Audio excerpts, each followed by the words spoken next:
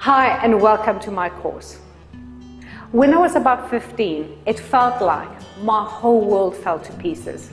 Now, it may not have been such a big event to most people, but to me it really felt like my life fell apart. My parents got divorced and nothing felt the same. And I remember one morning I left the house around about 5 o'clock in the morning and I went to watch the sunrise. And in that moment when I was watching the break of a new day, I remember asking, God, why have you done this to me? Why have I got this life? I've been a good girl.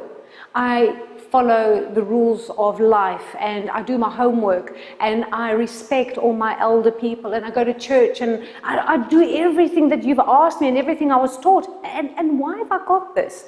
All my other friends have got much better lives, or so I thought. So I couldn't make sense out of the nonsense in my life. And I heard this voice saying, I didn't do anything. And I'm like, no, excuse me, have you seen my life? It just doesn't feel right. It doesn't feel good. It doesn't feel joyful. You know, I've been good. It wasn't me, it was you. And that set me on a course of questions and discovery and searching as to why things were happening to me. Of course, it all scaled up when I got into my 20s, and then I saw the repercussions of my decisions. So then the question that I made to myself was, why was I making the kind of decisions that were creating the life that I had? Because it didn't feel good, and it isn't what I wanted. And deep down inside, I felt I was made for something better, and I was made to live better and to do something more meaningful, and yet all I was doing was surviving and trying my best with what I had. So I started reading books, audios, going to little seminars, bigger seminars, and just chasing peace, calm, happiness, purpose, living with something that is meaningful to me. And I went down this road and I went down that road. I started to help and work with people. And what I found, like in myself, is that there was a short-term relief. You know, like I would do something and I go, wow, that's it, I'm done, I'm okay now. And 6 months later, I wasn't. And then I thought, okay, that didn't work. Right, let's carry on searching, find something else. Yeah, this is great. And having this whole repeat. Now, alongside all of this, I got very into spirituality. But I didn't tell anybody. It was like a secret. So unless you were a friend of mine or a friend of a friend or a client that would actually open up and tell me they were spiritual, me being spiritual and the work I did with spirituality with my clients was the world's best kept secret.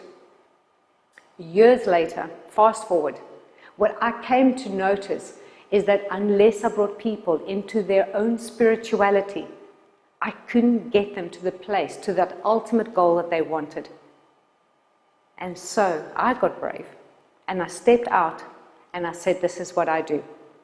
So like most people, this is how I started off and this is what I believed, and I see it so much today, which is why I have created this course, and this is why I want to bring this clarity in, is that people live as if they've got 3 silos. Those 3 silos are called body, mind, and spirit. So I'll ask my clients, so what does body mean to you, and what are you doing here?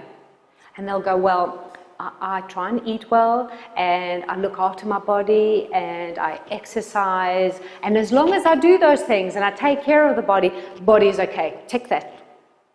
And I said, what about mind? And they go, well, I've done courses, I've read books, I've done some coaching, and as long as I have an awareness of what I'm feeling and then managing that in the best way that I can, then I'm okay. Now, here's the problem with that one. Is that if that's what you're doing, management can be really hard work. In fact, you can feel exhausted if you're constantly trying to be aware. What am I feeling? What am I thinking? Where's that coming from? Is it mine? Is it not? And what does it mean? You know, you're managing and managing. But the biggest problem that I see is that after a while, after you've done quite a bit of management, life seems to be going okay, and we get more and more unconscious about managing. Until 6 months go by that we have done almost no management, and then suddenly everything falls to pieces again. And then we get reminded, oh my God, I have stopped doing this, I've stopped doing that, and we go back into our management system. But we are constantly managing. Now, the presupposition, what is assumed if you're constantly managing, is that you're just fixing things all the time, that you're not really repairing or changing the core problems that we feel we have. So then when I look at the third silo, I go, right, third silo, spirit, what are we doing there? What are you doing there? What do you understand by that? And they say, well, I've got a spirit and I've got the energy, and I meditate, and I do gratitude, and I do forgiveness, and I do the best I can to have unconditional love and acceptance. I don't always get it right. I don't always remember to do gratitude, but when I don't feel well, then I think, oh, I haven't done gratitude for a week, and I'll quickly do it, or I'll write 5 things during the day. And as long as I keep that going, that's fine. Now, here's what happens. When you actually work with these things as separate entities that coexist within you, you don't get unity. You don't get that holistic approach that actually is what it is. It's almost like we are 3 separate parts that serve each other. But that isn't really what's going on, and this is where the problem comes in. Start to think about it just a little bit different. Spirit, source, energy, whatever you want to call yourself, is the leader, is the boss. It's where it all starts and ends. The mind, which is what we find in our 4th dimension, is actually just a messenger. So what it's supposed to do is have a clear communication with our spirit self, so that it can communicate to the body what it must do, how it must feel, how it must behave, what it must believe about itself. And then the body is the doer. So the body actually has to physically go out there and take action. And that is what is not so clear to most people, is that they're trying to sort of look after all the 3 different parts, rather than say, you know what? Spirit is leader. So spirit is leader. It's the boss. Spirit has purpose. Spirit has the goal. Spirit has the why we're here. Spirit, through free will and choice, decided to reincarnate itself back into a body and have a physical life. So the thing that most people try and do is become more spiritual in hope that life will flow, in hope to feel that peace, that calm, that happiness. Because when I ask, ultimately, what is it that you want? It's, I want to be happy. I don't care what I do. I just want to be happy. I want things to just flow. I want to feel joy. I want to have a sense of calm in my life and just get on and do the things that I want to do. I don't want this interference. I don't want this uncertainty or this insecurity and lack of direction. I just want things to be nice and just for me to get on and do them. So why is that not happening? And it's not happening because we haven't acknowledged that spirit is boss, and spirit chose a body to individuate itself so that there is a separation. Because from the 5th dimension and up, where we are just energy and we are perfect in energy. We're an extension of source, so we are perfect, we are creators, we are divine beings. We are complete. There's nothing broken about us. We don't have to complete ourselves. And we are pure. So in that level, we don't need to become more spiritual. We are 100% infinite energetic beings that have chosen for a reason to come and be physical. So how do we now get this understanding of what the purpose is? Well, spirit communicates to mind, and mind communicates to body. That's what I said. But what happens as we're growing up is we pick up all the paradigms of our parents, society, our teachers, and we start to develop a personality and idea about what we should be rather than being who we are. And this is why we've got also so much conflict in our teenage years, because we're going from being very conditioned to wanting to break free and be, look, I want to be me. I want to discover who I am. I don't know who I am. Because I've been living the way that my parents, my teachers, my society wants me to be. But I don't want that anymore. There's something inside of me pushing, and that is spirit going, get on path. I've come here for a reason. Don't waste my time. But we do waste the time because we've stopped listening. The mind has stopped listening to spirit. And you're going to say to me, listening, but what does that listening sound like? What does it feel like? How do I know that it isn't just a thought that I'm having? It's that thing that we call the whispers of the heart, the intuition. It's that feeling that you have when you meet someone to go, oh, that person's not good for me. But your logical mind goes, why? What's the evidence? Tell me, show me. And you go, I don't know why, I just feel it's bad. But you've got no evidence. Come on, you're being silly, you're not being logical. Or sometimes you get invited to go somewhere, or you want to go somewhere, and it just feels in your gut, in your heart, in your mind, it just feels wrong. But you've got no logical reason as to why. So you do it, and it turns out to be bad. And then you go, I knew it. I should have listened to myself. And that part that says I should have listened to myself is you, the spirit that is speaking through the mind, that is telling the body, put brakes on, don't do it. Or, for the same token, do it. It feels good, it feels right, everything's perfect, go with it. And then people will go, what are you doing, you crazy? Where's the evidence this is going to work? And you go, I just feel it in my heart. Yeah, but where's the evidence? And you go, I don't have it. And then you pull back because you get scared. So when we learn how to communicate and how to listen, we can then give that information to the body. So here's another thing about the body. People think that if I can think about concepts, and if I can visualize them, and if I can feel the feeling, and if I can put them on a board and watch that, it'll come because it's law. It is law, but it isn't that simple. The only time that you will have absolute clarity about what you're meant to do is when you step into it physically and do it. That is where the gut and the heart come together and say no. Or they say, yes, this is what you need to do.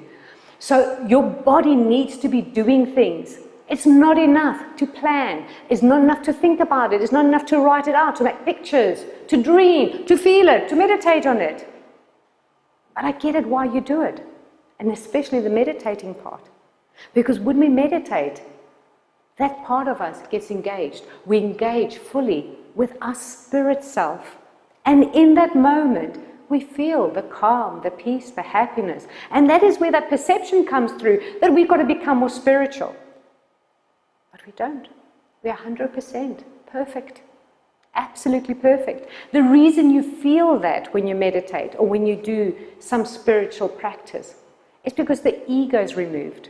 And remember, ego is with the mind. And ego is always focused on survival.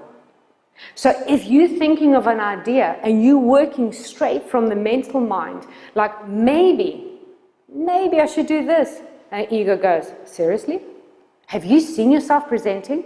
Have you seen what you look like? Do you know that person is better? Do you know they've got more degrees? Do you know that that person's taller than you, younger than you, prettier than you, has got more experience? How on earth are you going to compete? And therefore the mind goes, oh, I can't. I'm not good enough. And it plays on our three basic beliefs, limiting beliefs that we have. I'm not worthy. In other words, I'm worthless. I don't deserve this. Other people deserve it because they have got more experience, but I don't deserve it. It's helpless. It's a helpless situation. I'm helpless. In other words, I can't do it. Other people can do it. Easy for them. Not easy for me. Or it's hopeless. What's the point? Have you seen the economy? Oh, I've got small children. I can't do this. Or my husband won't let me. My wife won't let me. My parents-in-law won't let me. My dog won't let me. But the truth is, you won't let you. And that comes out of the ego. But when you start having this beautiful channel communication with your spirit self, you know what you need to do. So when I work with clients, I go, okay, I get that feeling and I understand what I need to do, but what am I specifically supposed to do? So you can access that in yourself, but there's a shorter cut. This is what my course is about. Every single person that is going to be doing this course is going to get their own unique report that tells them what is the soul's life purpose, what is the soul, the spirit, your energy self's expertise. But I will also be able to tell you where energetically are you focused at the moment on the mental side of your life. In other words, where are your thoughts? Where are your beliefs? And also, what is your body doing? In other words, what actions are you taking? We then look to see, is that in alignment? And I can guarantee you, if you're searching and you're feeling dissatisfied, you're still not in alignment with yourself. And that's why you feel those things. I will be able to tell you what is your key, main life lesson right now. And the negative emotion that you're looking at.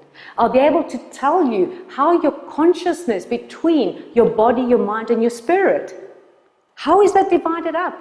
And are you putting most of your energy in your body because you are supposed to be living and doing and not thinking and meditating?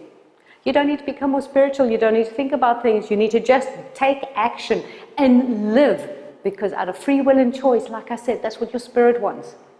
So you will be getting those reports, and through the courses, I'll be able to help you understand yourself, understand how to get that alignment, because when you get that alignment, oh my goodness, you get such amazing flow.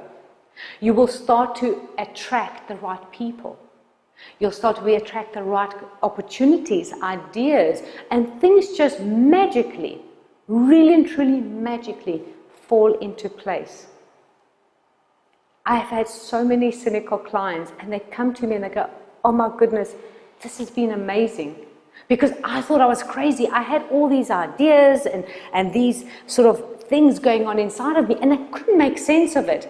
Because what they didn't understand, that from the 5th dimension and up, where we have all the energy part of ourselves, the spiritual side of us, there is no such thing as time.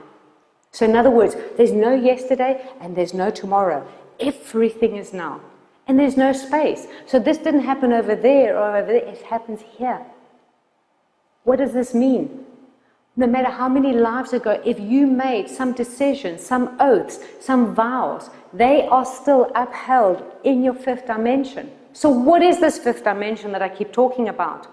I access this information by getting into your Akashic records. And your Akashic records lie on the 5th dimension, which is a dimension of energy and information. It's like an energetic database, a record, a library of everything that you have experienced, everything that you have thought, contracts, oaths, promises, decisions, good ones, bad ones that you have ever made. It is not by chance that you are born with gifts and talents. When we think about little kids that can just go and play the piano, where did that come from? It comes from there. The information is all in our energy field all the time. But if you have information that is blocking you, if you've got promises, oaths, contracts that are still being upheld, they will stop you from living. And it will also obscure the clarity that you can have about your life purpose. So I get you to understand all those things, and then how to start living the life that you should be living, aligning yourself, understanding the energetic relationship that you have even with money. Because trust me, your soul did not choose to be born into a life, to struggle, to suffer, to hurt, to be anxious, fearful. It wants a delicious, wonderful, beautiful, happy, joyful life, whatever that means for you. So it doesn't mean that everybody has to become millionaires. It means whatever it means for you. So this course gives you all of that and helps you understand how you are the leader from your spiritual side, how you can use that mind and change the way you're thinking so that you can align with that and give the right information to your body so you can go in the direction, take the actions, do the things that you absolutely want to do. So join me on this course. Let's go on this beautiful, delicious journey together. People that work with me leave me having had breathtaking transformational changes, excited, motivated, awakened and aware of who they truly are, having peace and joy and calm in their lives.